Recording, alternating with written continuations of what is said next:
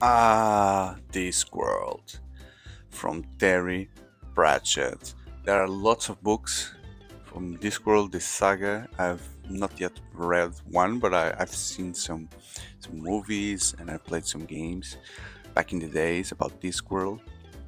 So if you're a fan, you should definitely check this board game because it captures the flavor of Discworld. So if you're not aware of what Discworld is and you just stumble with this game, so basically this is a fictional world, very comic, where it's called Discworld because the world is a disc, as you can see here, like flat Earth, and according to the story, the world is being hauled by 4 elephants driving in the back of a giant turtle navigating through space. And there is a major city there called Ankh-Morpork where this game is based. So this game is from Martin Wallace. Okay, so big name here. It's out of print. It's a rarity nowadays to find this game and will cost you a little bit. But I was able to find it. So welcome to Ankh-Morpork, the oldest, greatest, and most odorous city on Terry Pratchett's Discworld, a place where trouble is always in the cards. Basically, this is a card game. You play a card, you do what the card does, and then you pass to the other player. And each of you will have a secret entity, a lord that has certain victory conditions. If you meet your victory conditions, you win the game. Be one of the 7 personalities vying for ultimate control on this proud and pestilent city, using your cunning and guile to complete your secret agenda. Along the way, you will encounter wizards, assassins, watchmen, and thieves, all of whom will affect your fortunes and continually change the fate of this mercantile metropolis. Okay. Discworld blends the distinct humor of Terry Pratchett best-selling novels with strategic challenges and a dose of mayhem into one clever, devilish, addictive Discworld adventure designed for 2 to 4 players. And that's it. So the components are here, and this is the city. So let's see inside. If you've never seen this game, now it's time for you to see what is inside. So it's a very thin manual that shows you a bit of the characters already. This is the Death, which is a very famous character.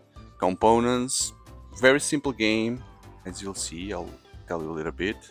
You can place minions, you can build buildings, and then the cards will have these actions: killing minions, removing problems, taking money, do the effect, draw some random effects. You can then play other cards, so that's the trick of the game, is to play a card that allows you to play another card, that allows you to play another card, and through those cards you do the effects, and you can also cancel some cards from other players. And then these are the different lords. For example, Lord Vetinari is, if you have a certain number of minions, you win the game, depending of the number of players. Then these 3 are the same: Lord Salashi, Lord Rust, and Lord Ford. So I don't know them from the books, but they place them in a similar way, which is if you control different areas, you win the game, depending on the number of players. And then you have the Dragon King of Arms, that if you have the beginning of your turn, it's always beginning of your turn. If you met the condition, which in this case is having 8 trouble markers, you win the game. Sprays, if you have 50 money, you win the game. And then Commander Vimes, if nobody else wins the game until the deck runs out, you win the game. So Commander Vimes will create chaos just to make sure no one wins the game. And if the deck, this is an interesting thing, if the deck runs out but Commander Vimes is not in the game, so then all other players need to count the number of minions, number of buildings, number of money they have, if they have loans or not, and then the one that has more points, after all that math, is the winner. Okay.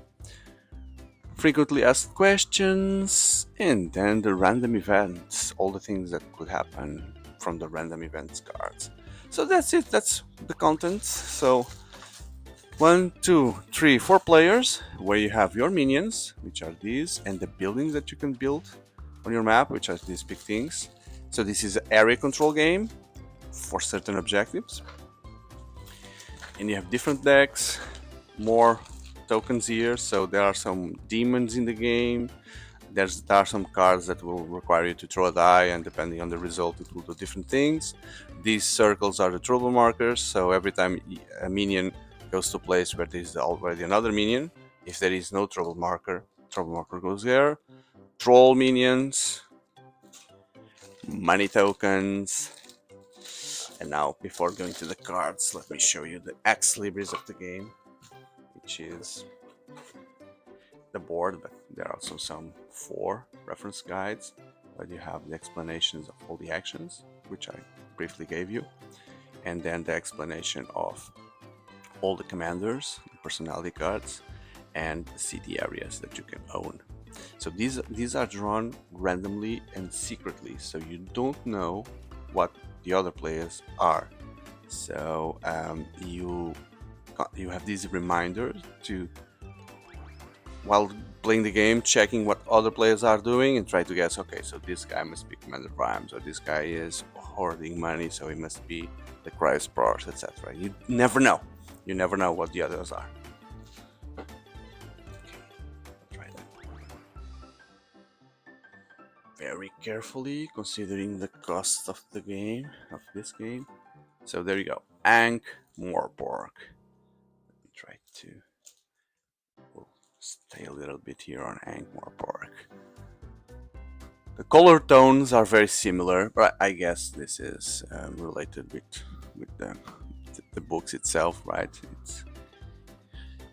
It's how things are pictured in author's mind. So you have sections, which I don't know what they are from the books, but you may recognize if you're a fan. Nap Hill, Seven Sleepers, Dolly Sisters, Unreal Estate, etc, etc, etc. All of them have the costs. If you have a minion there, then you can, if you use the build action, you can put the building there and just need to pay the cost. And then you have powers that come from that area. I'll show you the cards. The hippo, and then there is something in the middle here which has access to almost everything. The eyes of gods. This must be something important from the books. And I only see houses. I don't recognize anything different to raise your attention to. But this is Ankh-Morpork, the most famous city from the books. Okay, in terms of cards, so let's take a look at them, because I guess all the famous characters are here, at least some of them, so I may show you someone that you already know. Let's start by going to the city.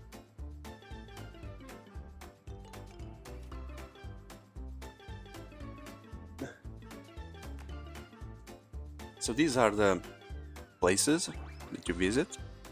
So they give you passive powers. Like for example, if you own Longwall, there's a wall here. Longwall. Don't see a wall. Don't see a wall. There is a wall. I don't know why it's called Longwall. So it gives you 1 money for each turn. Then Dragon's Landing gives you 2. The Unreal Estate, which looks like this important tower. Let's see if we can find the tower. There's the tower there. There's a tower there. I guess I've seen this tower in the games. Isn't this where the wizards live? At any point in your turn, you can take 1 card from the deck and discard 1, so it gives you card power. Nap Hill. There's the hill? There's no hill. Oh, there's the hill. Oh, so cool. So cool. Nap Hill. Once per turn, you take 1 money, and then the Scours. You can discard 1 card and take 2 from the bank, so to get rid of garbage. The Dolly Sisters. You can pay 3 and place 1 of your minions around there.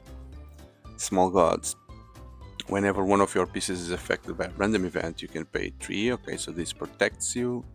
The Shades. Once per turn, you can place 1 trouble marker in the Shades or in the adjacent area, so you create problems. Eyes of Gods. That's the central place. Once per turn, you can pay 2 to remove a trouble marker.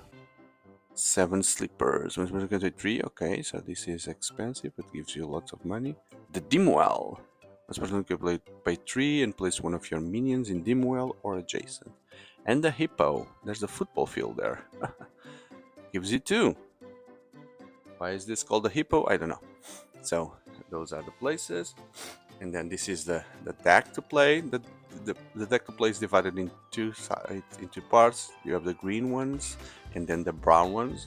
We'll see those. Those come later in the game, so I guess browns are stronger. So let's see if we can recognize some of these characters.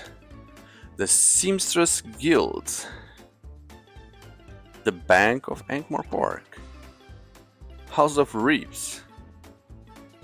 Now, Mrs. Cake. She looks like she eats a lot of cake. Dr. Cruises, Ankh-Morpork Sunshine Dragon Sanctuary, the Fire Brigade, the Pilled Nuts. So these guys don't have any power, any action, so it's just filling your hand. So you can sometimes you can exchange cards with other players, so you can give them these crappy ones. Foul One Ron. Smells badly, right? That guy is covering his mouth. The Beggars Guild. The Disc.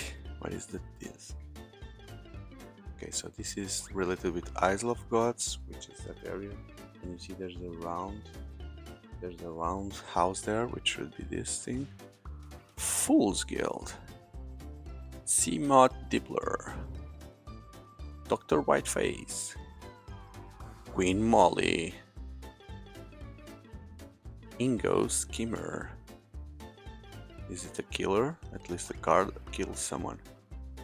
Zorgo the Retro Phrenologist. Gimlet Dwarf Delicatessen. Drumrod. History Monks. Rosie Palm. The Pussycat Club. Captain Carrot, because he is orange. Shonky Shop. Fresh Start Club. Sergeant Anguna. Hax. Modo. The Royal Mint. The Mended Drum. The Hopper House. Harry King. Librarian. The Monkey, the Librarian. Leonard of Quirm. Charissa Crisplock. The Agony Aunts. Gaspar. Nobby Nobs. Mr. Band. Wallace Sunky. The Thieves Guild. Rice Wind. So this guy is the main character, one of the main characters, because Discworld you have several main characters and several arcs of story. So this one is probably maybe the most famous one. At least from the games, he's the main character of the games. The Duckman, who wrote Mr. Grile, that's a vampire there or something, and Mr. Pin and Mr. Tulip, also assassins. Okay.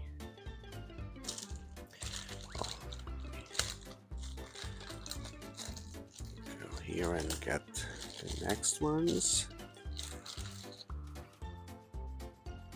So I'll separate character, the playing cards.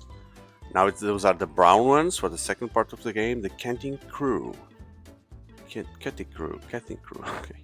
The Bursar, so that's a wizard as well. The Mob. The Dean, also another wizard. And Real Estate, so that's the tower where they live. Moist von Lipwick. Dr. X. Mr. Shine. Lord Downey. Another assassin. Archelor Ridcully. These names. Sergeant Colon. Sergeant Deetrus. So this guy removes 2 trouble marks. Edward Deet. Sergeant Sherry Littlebottom. The Chair of Indefinite Studies. Buggy Swires. Another police. The Watch. Hobson Livery Stable. Errol. Dwarves. The Klacks. Suzanne. Cosmo Lavish. Why is he sweating? Hubert. Professor of Recent Runes. That face sounds familiar. And then you have the Mort, which is the death, also a very important character that assassinates two minions, and it always speaks in caps. Ruby? What's that? I don't know. William the Horde. Sybil Vimes. Oh, she must be related with Commander Vimes. Dwarfle. The Alchemist Guild. Post Office. We Mad Arthur. Ponder Steambones. Looks like a bad wizard, an apprentice, or something. Igor. Deep Dwarfs. Borheim and Strong. Otto Krieg. The photographer, the journalist, says press. Richard Guild. Gargoyles. Dr. Mossy Lawn. Carcer. Wow. The Auditors. The Auditors, who are the Auditors? Willikins. Smoky Gnu. Mr. Tea Time. Stanley. Sir Charles Lavatory. Charles Lavatory, so he's in a toilet there. Adorable Dearheart. The luggage. Oh, the luggage! I remember this from the game. So you were also carrying, always behind you, there was this chest with legs. That's where you stored your items. So the Discworld games were a point-and-click game, an adventure game that you collect items and you use to solve puzzles. And you had the luggage always following you. Oh, what a memory lane here. So cool. The luggage, exactly. Mr. Slant. Cable Street Particulars. Patrician Palace. I don't know what it is. The Senior Wrangler. Another wizard from the Wizards Guild. Okay, so we also have the events and the characters. Let's take a look at the characters. So you can be the Cryospars for the money, Lord Devort for controlling areas, Commander Vimes, which if nothing happens you win, Lord Rust for controlling areas, the Dragon King of Arms, which is the one that creates troubles, Lord Selachi, area control, and Lord Vetinari, which is you need to have minions in many areas. Cool. And you are forced to play differently according to your personality. And then the events that happen probably also happened on the books. So the flood, fog, mysterious murders. That really looks like something that happens in the game. In the books. The dragon. There's the dragon that appears. Fire. Dragons from the dungeon dimension. Demons from the dungeon dimensions. Trolls. That's why you have the troll. The troll meeples. Riots. Roar! Explosion. Boom. There's an earthquake as well. Bloody Stupid Johnson. And subsidence. All players must pay 2 for each building. Or remove. Okay, so you need to pay your subsidence. And cool, that was it. We just visit Discworld and the city of Ankh-Morpork. This was one of the videos that I was most expecting, because I was after this game for a while, and finally I got it. Finally I recorded this video, and I hope that you have enjoyed it to a point that you consider subscribing, leaving a like, sharing with all your friends, and I invite you then to check my channel, where I'm opening and going inside many interesting games, and I would like you to be part of this community. Thank you very much, and I see you on the next one. Goodbye.